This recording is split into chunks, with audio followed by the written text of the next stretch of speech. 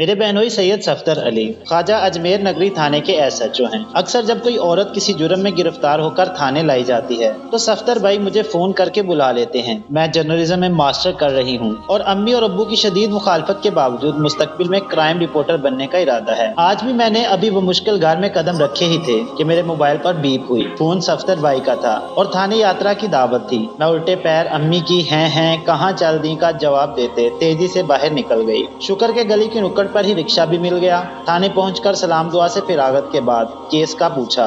कत्ल केस है, 3 कत्ल हैं। मेरा तो मुंह खुले का खुला रह गया। क्या कह रहे हैं, 3 कत्ल और वो भी एक औरत ने? जी जनाब, मियाँ और 2 बेटियां। या अल्लाह, क्यों? आगे कुछ नहीं बोलती। खुद ही थाने आई, इकरार जुर्म किया और कोने में सर झुका के बैठ गई। पुलिस ने एड्रेस लेकर घर चेक किया, तीनों लाशें वहीं थीं और अब ईदी वालों ने पुलिस के साथ मिलकर सिविल अस्पताल के सदखाने में रखवा दी हैं। तो कोई वजह नहीं बताई? मेरी तो जुबान में लुकनत ही आ गई थी। नहीं, अब कुछ भी नहीं बोलती। कहाँ है? मैंने सेल की तरफ देखा। एक औरत दीवार की तरफ मुंह किए बैठी थी, दुबली पतली सी मलगजी साड़ी में।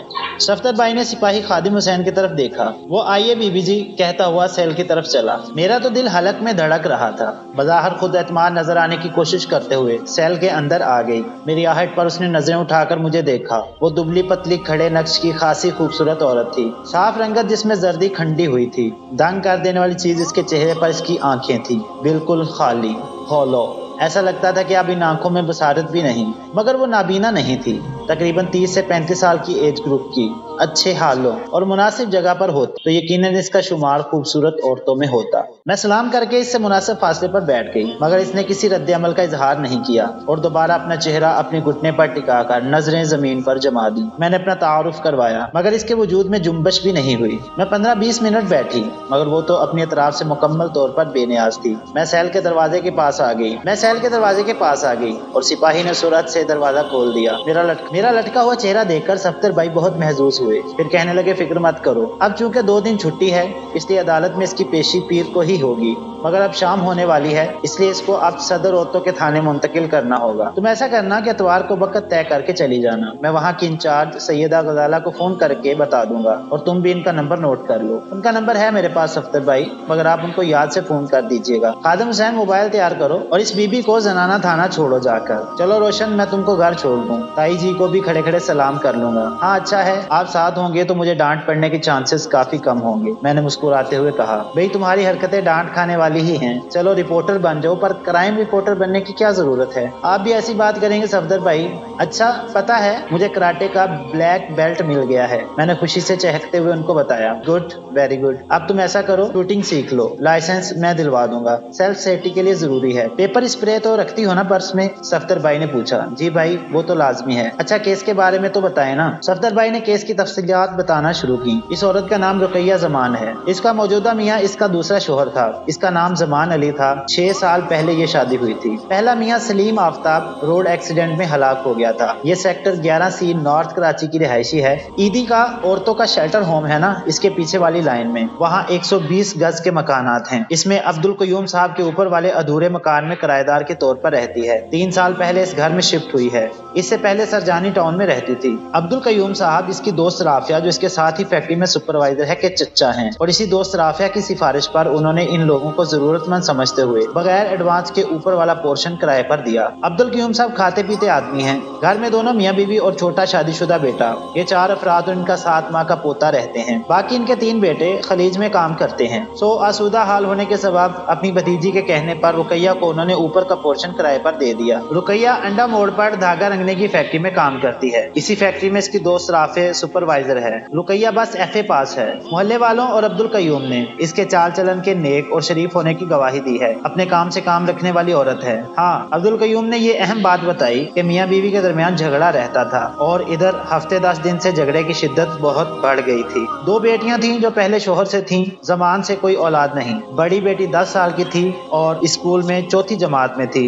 छोटी बेटी 7 साल की और वो गूंगी बहरी थी। बेटियों को जहर दे के मारा और मियाँ को कपड़ा कूटने वाले डंडे से पैर दर पे वार करके। सो जाहिर है कि इंतकामी कार्रवाई है। अब लाशों का पीर को पोस्टमार्टम होगा तो कहानी खुलेगी, या रुकैया खुद बता दे तो केस सीधा साधा है, क्योंकि खुद ही इकबाल जुर्म कर रही है। एक बड़ा भाई है रुकैया का, वो आया था थाने, जमान इसी का साला था। इसका भाई जानता बहुत कुछ है मगर अनजान बनने की अदाकारी कर रहा है। हफ्ते की रात सफदर भाई का फोन आया कि उन्होंने अतवार 2:30 बजे का वक्त ले लिया है, सो मैं वक्त पर सदर के जनाना थाना पहुंच जाऊं। अतवार को मैं वक्त से 10 मिनट पहले ही पहुंच गई। SHO साहिबा तो नहीं थी मगर वो मेरे मुतल्लक हिदायत देकर गई थी, लिहाजा उन्होंने फौरन मुझे सेल में पहुंचा दिया। आज भी वो पीठ मोड़े दीवार के रुख बैठी थी। मैं सलाम करके उसके पास बैठ गई और अपना तारुफ करवाया। आज उसकी हालत ज्यादा दरमांदा थी। आंखों के नीचे गहरे हल्के सुर्ख अंगारा आंखें और मुतवरम पोटे, चेहरे पे खतरनाक हद तक जर्दी इंतहाई अजियत में थी और होना भी चाहिए था। किसी फौरी और शदीद रद्द अमल के तौर पर बेटियों को हलाक तो कर दिया था, पर अपनी कोख उजाड़ के कौन आसान सांस भर सकता है। मैंने इसे कहा कि आप मुझसे बात कर सकती हैं, मेरा पुलिस या अदालत किसी से कोई वास्ता नहीं, मैं सिर्फ एक इंसान की हैसियत से आपके पास आई हूँ। आप जो भी बताएंगी वो आपकी अमानत होगी मेरे पास। हाँ, अगर आप चाहेंगी तो मैं उसको पब्लिक भी कर दूंगी। इस दौरान मुसलसल इसकी आंखों से आंसू बहते रहे और इसका कमजोर जिस्म हिचकियों से हिचकोले खा रहा था। तसल्ली के अल्फाज यकीनन बोधे साबित होते, और सच्ची बात तो यह है कि मेरे पास वो अल्फाज थे भी नहीं जो कुछ अश्क शोई कर सकते हों।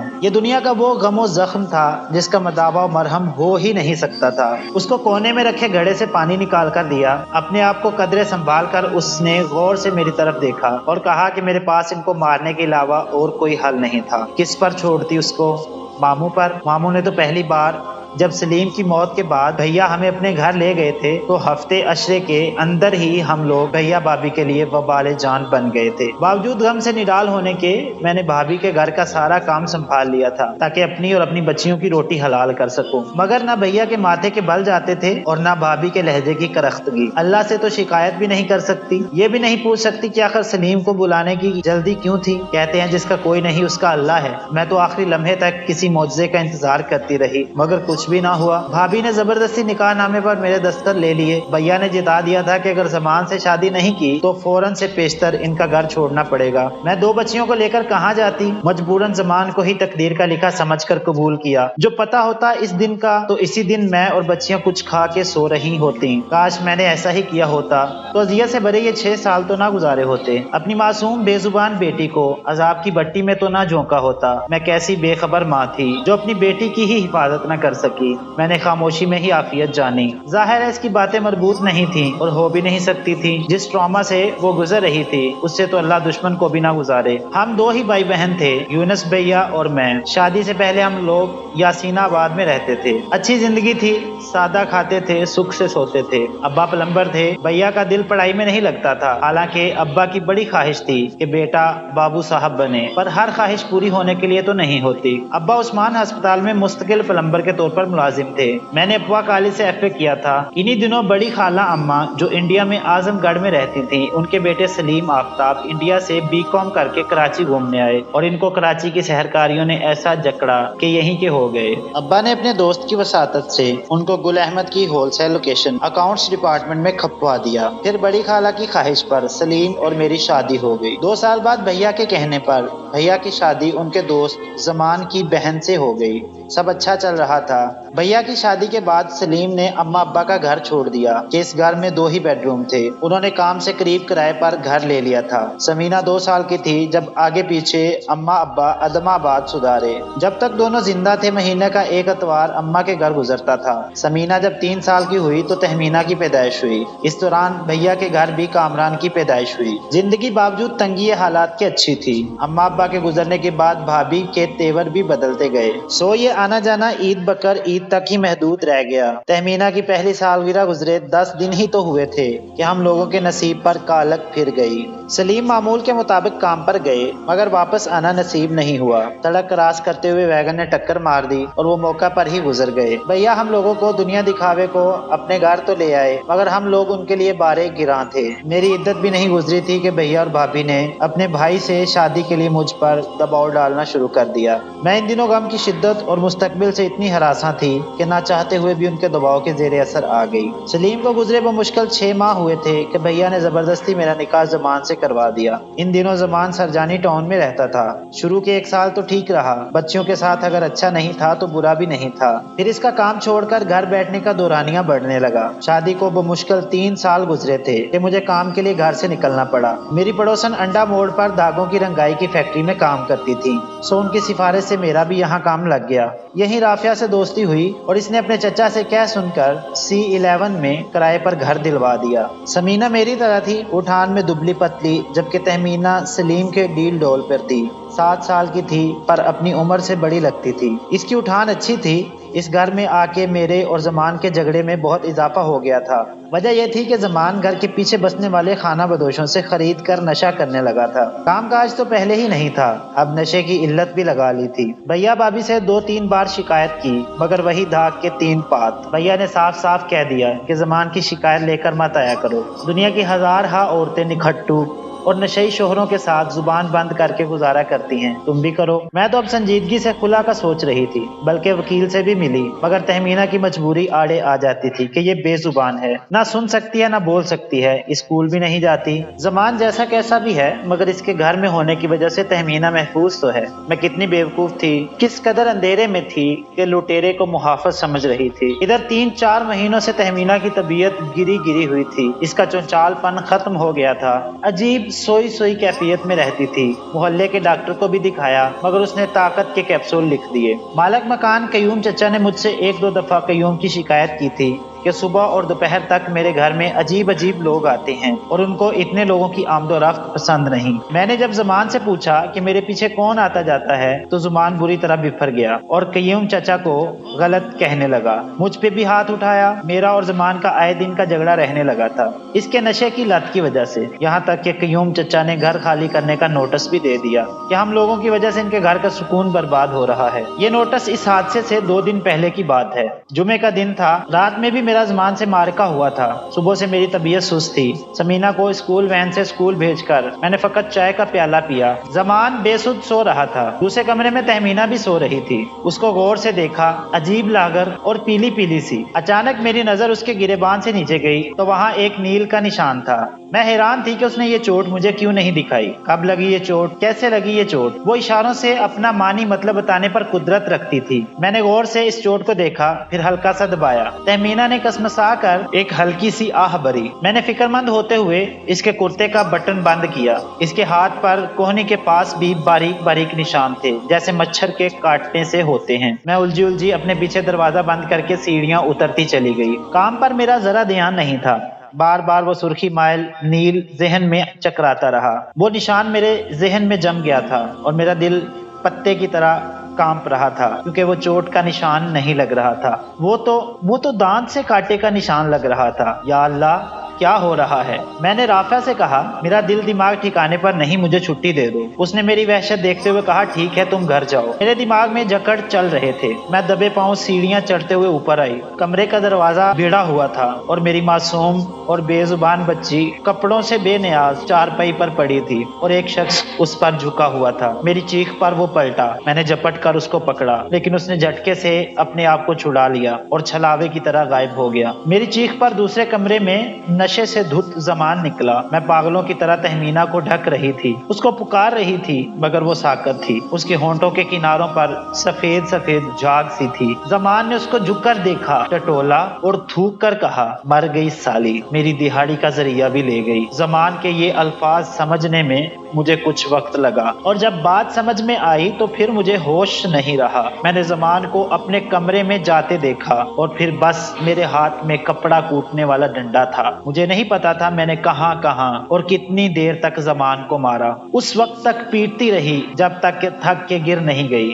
اس نے ایک آواز نہیں نکالی اور ڈھیر ہو گیا۔ میرا ذہن بہت تیزی سے کام کر رہا تھا۔ سمینہ کے اسکول سے آنے کا وقت ہو رہا تھا۔ میں نے جلدی سے خون آلود کپڑے بدلے اور وہ کپڑے زمان کے کمرے میں پھینک کر دروازہ اچھی طرح بند کر دیا۔ پھر میں نے ایک جگ روح افزا کا شربت بنایا، اس میں بہت زیادہ چینی ڈالی اور ایک ڈبہ چوہے مار دوا۔ اب مجھے بس سمینہ کا انتظار تھا کہ وہ آئے تو اس کو 2 گلاس پلا کر बाकी शरबत खुद पीऊं। तहमीना को मैंने अच्छी तरह चादर से ढक दिया था। मेरी मासूम बच्ची ऊपर आई और मुझे देखकर खुश हो गई कि आप कैसे घर में। मैंने कहा तबीयत ठीक नहीं थी इसलिए जल्दी घर आ गई। अरे तहमीना क्यों सो रही है? उसने चारपाई की तरफ कदम बढ़ाए मगर मैंने उसको बीच में रोक लिया और इसको लिपटाते हुए इसकी पेशानी पर प्यार किया और कहा लो पहले शरबत पी लो, फिर तहमीना को उठाकर हम लोग खाना खाएंगे। इसने तेजी से शरबत पिया मगर आधा गिलास पीकर रुक गई। अम्मी इसका मजा अजीब सा है। नहीं तो तुमको वहम हो रहा है। मैंने कांपते हाथों से इसका गिलास दोबारा भर दिया। वो मेरी सादा लो बच्ची इसको भी पी गई। फिर कहने लगी लीजिए अब आप पीजिए।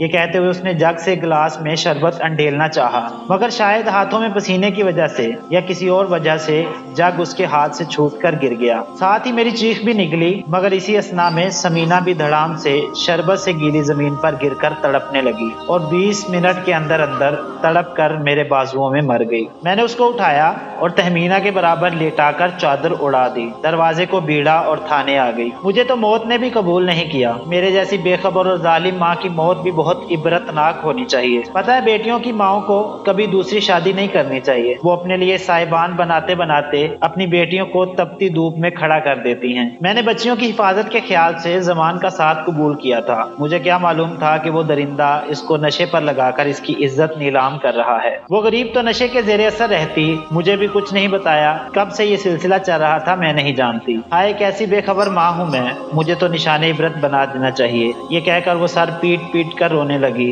अपना सर दीवार से टकराने लगी। बड़ी मुश्किल से उसको काबू किया गया। फिर एकदम से उसका जिस्म ढीला हुआ और वो बेहोश हो गई। लेडी पुलिस इसके चेहरे पर पानी के छींटे मार रही थी, उसको होश में लाने की कोशिश कर रही थी। मेरा दिल चाहा कि मैं उसको मना कर दूं, होश में लाने वाली कोशिशों को रुकवा दूं कि कुछ देर ही सही वो होश से बेगाना रहे, इस अजियत से तो आजाद रहे। नींद और बेहोशी भी कितनी बड़ी नेमत है। कुछ लम्हों के लिए ही सही आप अपने गमों से आजाद हो जाते हैं, भूल जाते हैं सब कुछ, दर्द की वो शिद्दत जिसको आप होश में सह नहीं सकते। बेहोशी इन सब से मुक्ति दे देती है। भले रस्तखीज यानी कयामत का दिन मुअय्यन है पर रक़ैया ने तो अपने हिस्से की कयामत देख ली। हम सब की निजी कयामत भी तो होती है। इंसान की जिंदगी में कई कयामतें होती हैं। क़यामत कुबरा से पहले रुक़ैया अपनी कयामत झील चुकी। कहानी का अखलाकी सबक, तलाक याफ्ता माएँ जब दूसरी शादी करें तो वो अच्छी तरह से देख लें कि वो किससे शादी कर रही हैं। दूसरा सबक मुआशरे के लिए है। मुआशरे में रहने वाले अफराद को चाहिए कि अपने इर्द गिर्द जितनी भी बेवाएं हैं उनका खास ख्याल रखा जाए, उनकी माली इमदाद की जाए।